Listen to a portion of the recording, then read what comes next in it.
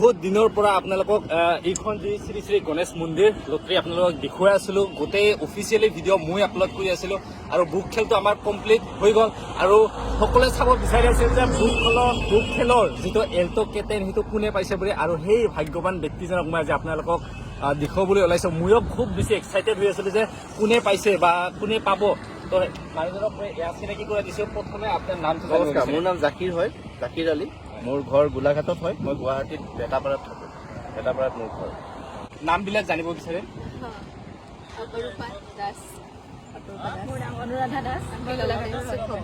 তো এওঁলোকে গোলাঘাট ন, তো এওঁলোকে গোলাঘাটৰ পৰা আহিছে। আমাৰ যিটো শ্ৰী শ্ৰী গণেশ মন্দিৰ দৰংগিৰিৰ মানে এল্টো কেটেনৰ উইনাৰ এও হয়। চ' বুক নম্বৰটো আপুনি এটা দেখাই দিয়ে। এখন বুক নম্বৰ মই পাইছোঁ, এইটো চাওক আপোনালোকে 40494 এইখন বুক।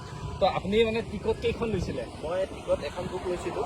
এখন বুক লৈ পেলাই ইয়াৰে 2-3টা টিকেট মোৰ লগৰ কেইজনমানক দিলোঁ, বাকীখন মই ৰাখিলোঁ। ৰাখি মোৰ এইখনত যেতিয়া বুক খেলাখন হ'ল সেইদিনাখন ৰাতিয়ে মই কমিটিৰ পৰা ৰিজাল্টটো পালোঁ।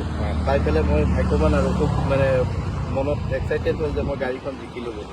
তো এও হৈছে সেই ভাগ্যৱান ব্যক্তিজন যোনে এল্টো কেটেনখন মানে পাবলৈ সক্ষম হৈছে। আৰু এইখিনি মই দেখুৱাই দিছোঁ। এবাৰ নাম্বাৰটোৰ লগত আপোনাক মিলাই দিছোঁ আৰু আশা কৰি আছে মানে হয় মই এতিয়া এল্টো কেটেনখনটো পালোৱেই।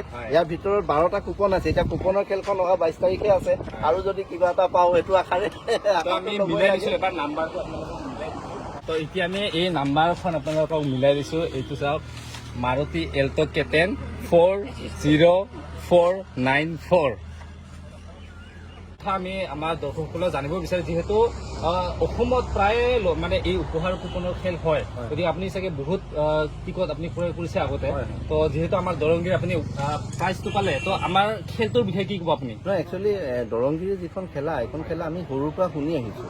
আমাৰ ঘৰ গোলাঘাটত হ'লেও আমি অসমত যেতিয়া লটাৰী খেল বুলিলে হয় 2-3খন খেলৰ কথা সকলো অসমৰ ৰাইজে জানেই। এখন এই দৰংগিৰি তাৰে এখন খেলা হয়, যিখন এখন আজিৰ খেলা বুলি নহয়। মানে আমি ধৰক 20-22 বছৰ আগৰ পৰা আমি এখন খেলাৰ কথা আমি শুনি আহিছোঁ। আমাৰ নিজৰ ডিষ্ট্ৰিক্টতো শুনো যে এনেকুৱা ডাঙৰ এখন খেল হয়, আল্ট্ৰা বাছ দিয়ে, মাৰ্চেডিছ গাড়ী দিয়ে।